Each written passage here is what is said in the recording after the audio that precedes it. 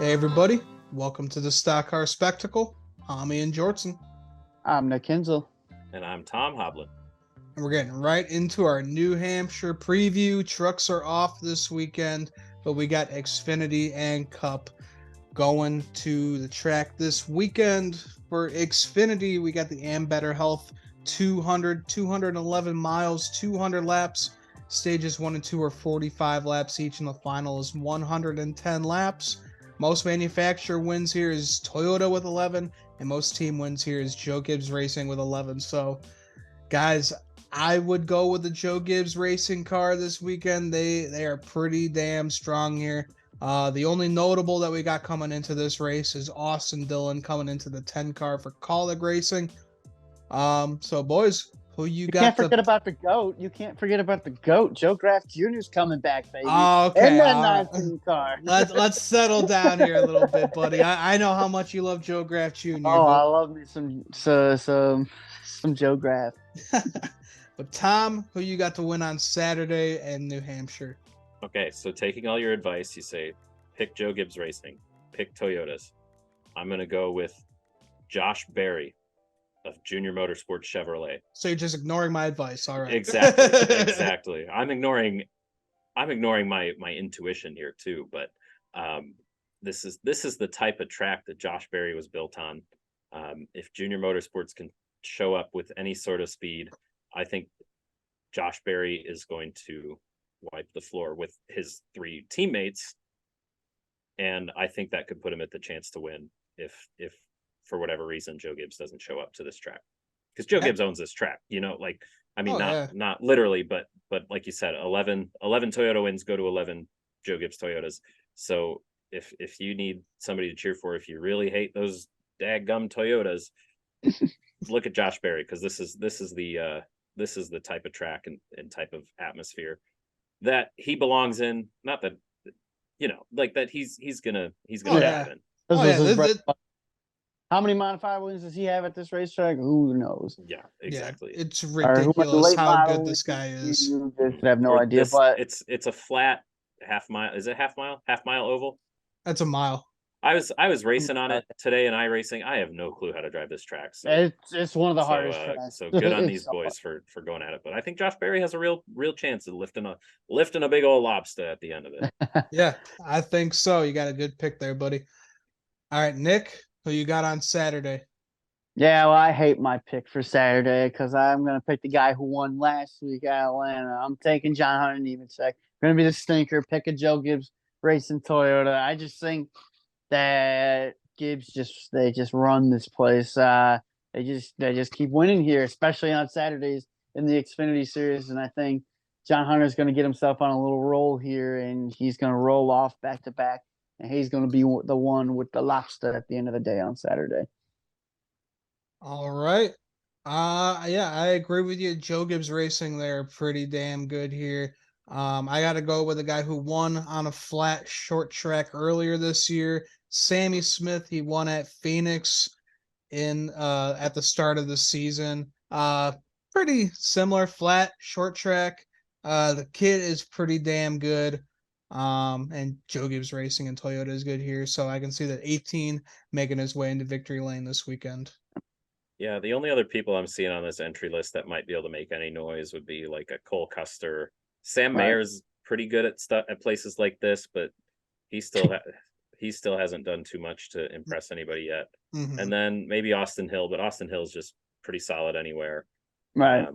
But there's nobody else really jumping off this list to me. So between, I guess, our three picks and some other honorable mentions, is maybe not going to be the most exciting race, but that could also mean that it's pretty close towards the back of the field, and we could get some shenanigans happening that might be fun to watch. Yeah, who knows? It's going to be some good old short track racing this weekend. Let's talk Cup. We got the Crayon 301, 318 miles, 301 laps. Stage 1 will be 75. Stage 2 will be 110.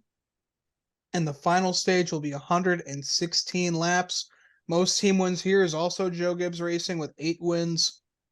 Most manufacturer wins is Ford with 12 wins. So, Nick, who you got the win on Sunday? All right, so for my pick, a few years ago, we came to New Hampshire, and this guy was sitting 27th in points coming into this race. Oh, And then You're not gonna do what? this. I'm going to take this man again. It was a shortened race that day because of darkness. And he just decided that, oh, hey, I'm just going to put on an ass whooping for no reason at all. I sit in 27th in points. But here I'm going to come and put on an ass whooping. I'm throwing a stinker into the field here.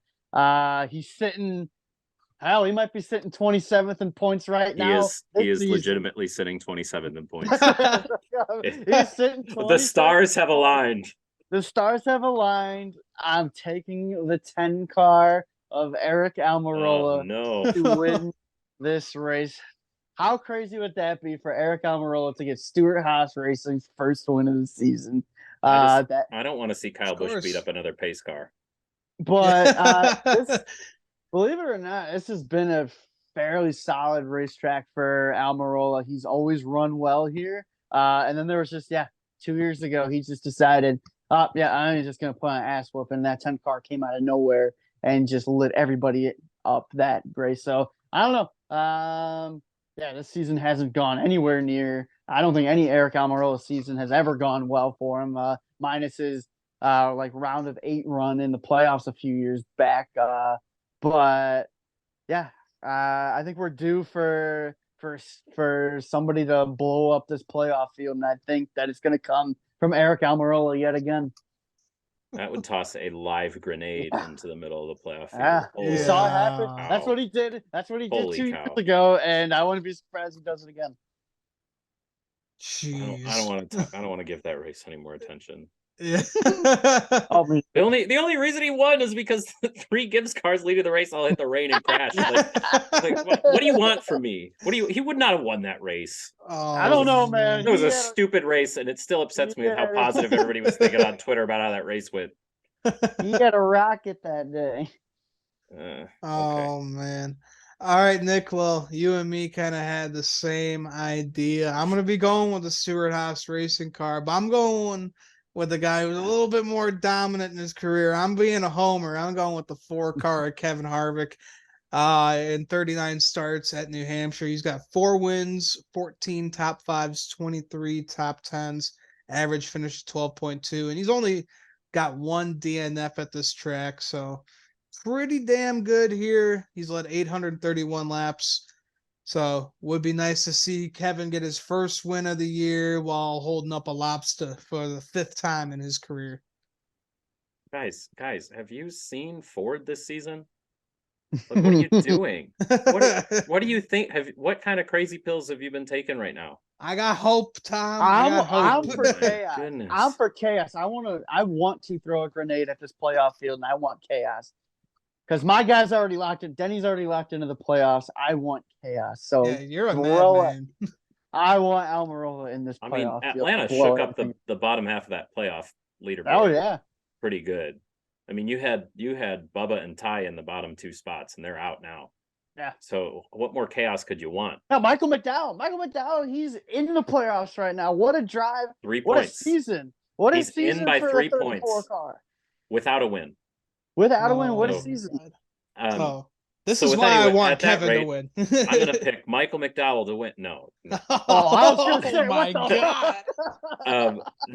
No. I think JGR is going to dominate Xfinity on Saturday, and I think they're going to ride the momentum in Sunday. Give me the 11, the 19, or the 20 to all win this race. Honestly, when you guys said you weren't going to tell me you were going to pick, I thought I had to pick a few because I wasn't sure who you're going to pick. But now I get to watch all 3 of those guys. but I think honestly, out of those, I think the 19 has the most momentum. I think Martin Truex is going to pull this one off. This track suits him well, and he's looking good. He's got 2 wins already this season. He's back in a sense. He's back, and I feel like this type of track, this type of racing, will adhere to his style quite well. Yeah, I would even say like Christopher Bell too Yeah, I was would gonna be say, an watch out for amazing him. pick because Watch he out was for him. lights He's out good. here in the Xfinity Series. I think he had like 3 wins in a row at one point. I don't think Christopher Bell has ever lost a race at New Hampshire in an Xfinity car. No, he has not. This week more than most, but I'd say that Christopher Bell is always a threat. He's just so consistent at so many different styles of racing. He's always a threat to show up and take a win. So yeah, I'd say watch out for the 20 car, but I think the 19 gets it done. Yeah. I think right now is going to be the start of Christopher Bell really pulling it off, because we saw last year, that second half of the year, he just started kicking ass. He was really consistent getting top fives. Yeah. And he went to the championship 4. So he I think he's going to make a to repeat win this year. in 2 separate rounds to make that happen too. Yeah, the kid knows how to drive under pressure. So yeah, I think he's just getting better and better throughout as years come by, and I think in a couple of years we're gonna get sick of hearing his name in victory lane. I won't. I've always been a JGR guy ever since Kyle went there all those years ago. So like, I won't get tired of hearing JGR having success, unfortunately. But the Christopher Bell. I mean, I just lived in Oklahoma City too, and nobody knew about Christopher Bell, and I was like, Christopher Bell's from around here, right? And nobody cared. They're like, who the fuck is that? I think they should. I think they should care, because Christopher Bell is a gem of a human being, and I want to see these guys be successful, even the guys I don't like. Yeah, exactly. Their success is good for the sport, and the more we have, the more racing I'll get to watch until I'm 96 years old. Exactly. There you go. Okay, so that went off on a weird tangent. Yeah. Well, we got some crazy picks for this weekend, guys. You guys got anything else to add? You guys are silly picking Fords to win anything other than a super speedway. Well, I don't know how this race is going to go, because we've seen it this year.